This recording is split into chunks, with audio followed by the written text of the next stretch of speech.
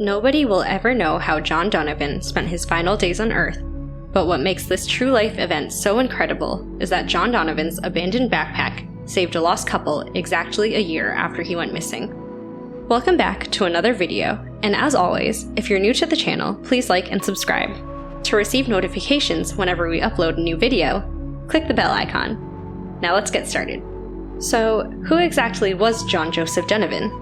He was born in Pittsburgh to working-class parents, but his father abandoned his family when he was just a baby. His mother died when he was 10, and he spent years in Catholic orphanages. Eventually, he moved in with an unmarried aunt who took him to the Swank Hotel restaurant where she worked as a waitress. The boy passed time by working in the bakery or selling newspapers on the street. When he was young, he did grown-up things, said his friend Chris Hook. Like Oliver Twist, he raised himself. He had no siblings, not even a close cousin, and not a single person can recount the entirety of his life. Donovan's legal next of kin was unknown to him. He was a member of the Old Dominion and Tidewater Appalachian Trail Clubs and had recently retired from the Central State Hospital after 20 years as a licensed clinical social worker. He served in the U.S. Navy for 15 years. Questions such as how he spent his 15 years in the Navy go unanswered. John began hiking in his 40s to lose weight. He started out walking slowly, sometimes arriving at camp 2 or 3 hours later than his friends.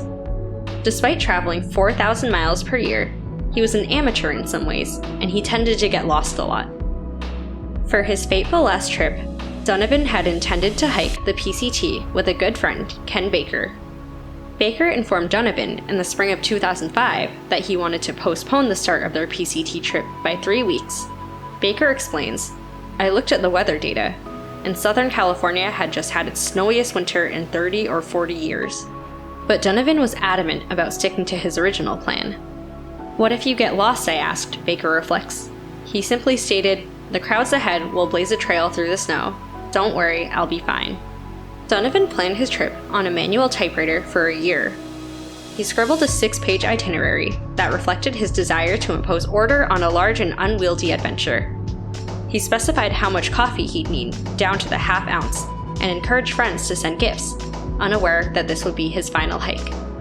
On May 6, 2005, John Joseph Donovan, 59, was hiking near Mount San Jacinto in Southern California. A blizzard dumped 8 inches of snow on him that day, trapping him on the mountain. John was a seasoned hiker who was notoriously inept at navigation and reckless with it. He had deviated from the PCT, or the Pacific Crest Trail, which he was attempting to complete. He had no compass or useful maps, and he only had a tarp instead of a tent and socks instead of gloves, as well as a few other provisions. He always traveled ultralight, so he was in big trouble if anything went wrong. On May 3rd, around 1 p.m., he climbed into Little Tockwitz Valley, just south of Saddle Junction, and discovered that the trail had been buried by snow. John sought assistance from 2 other hikers, Connie Davis, a 46-year-old Canadian nurse, and her 20-year-old son, Alex, both of whom had extensive altitude experience. "We're not going to take the most direct route," Connie said as Donovan began following the Davises through the snowfield. He trailed them for about 30 feet and put on crampons, but the spikes didn't work well with his lightweight trail runners, and he slipped and fell several times. Connie and Alex eventually followed a small creek uphill before turning northwest about a half-mile south of Saddle Junction. "That's where we last saw him," Connie Davis wrote in a letter to the PCT community. Donovan scribbled, "Couldn't find the trail to Idlewild," in a journal written in the margins of photocopied guidebook pages. Instead, he turned away from Idlewild, drawn by the lights of Palm Springs, a much larger city. He traveled about 3 miles northeast from the Saddle Junction area that night, crossing Skinny Willow Creek, climbing a small ridge, and plunging into Hidden Valley, a steep gash. Donovan's journal places him on the night of May 3rd in Long Valley at about 4,300 feet. On May 5th, while still camped in the same ravine, he fell. Donovan didn't leave detailed notes, so it's unclear how badly he was hurt. He stated that he was already too weak to climb out of the canyon. He tried to signal for help by starting a few small fires that would quickly smolder out, but no one noticed him.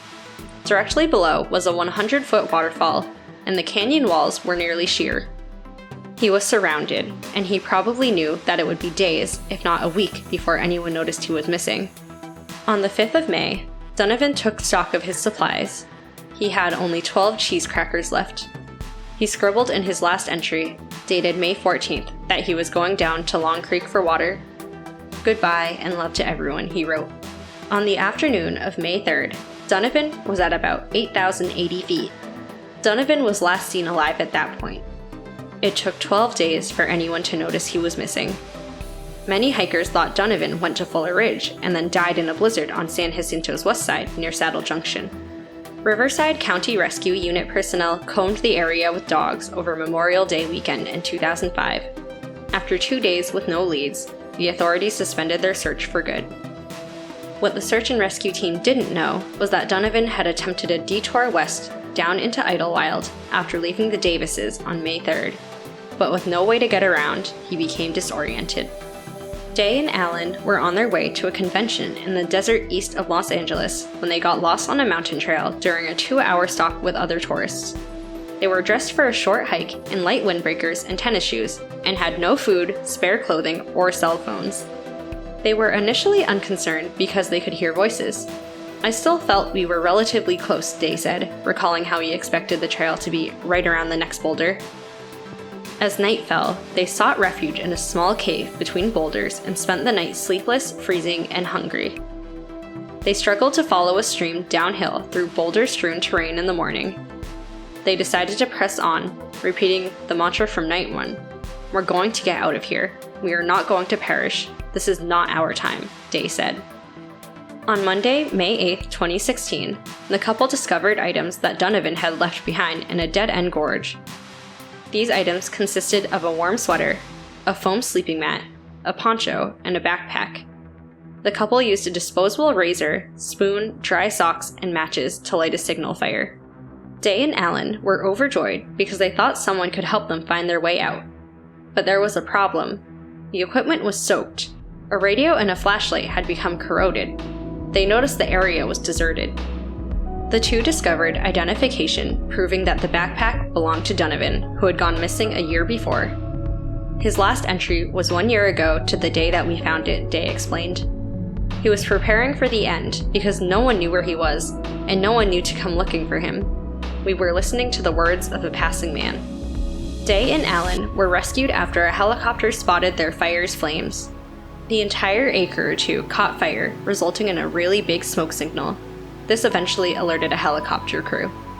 Brandon Day, 28, and Gina Allen, 24, of Dallas, were discovered in the San Jacinto wilderness after spending 3 nights there in May 2006. Donovan's longtime friend, Chris Hook of Richmond, said at the time, "Even in his death, he was helping people." The couple expressed their heartfelt gratitude to Donovan. Only one mystery remains. Was Donovan's final message intended to be a suicide note? Did he jump to his death in agony after 11 days of waiting? Or did he slip and fall to his death? Even his closest friends are unaware of the truth. Comment down below what you think might have happened.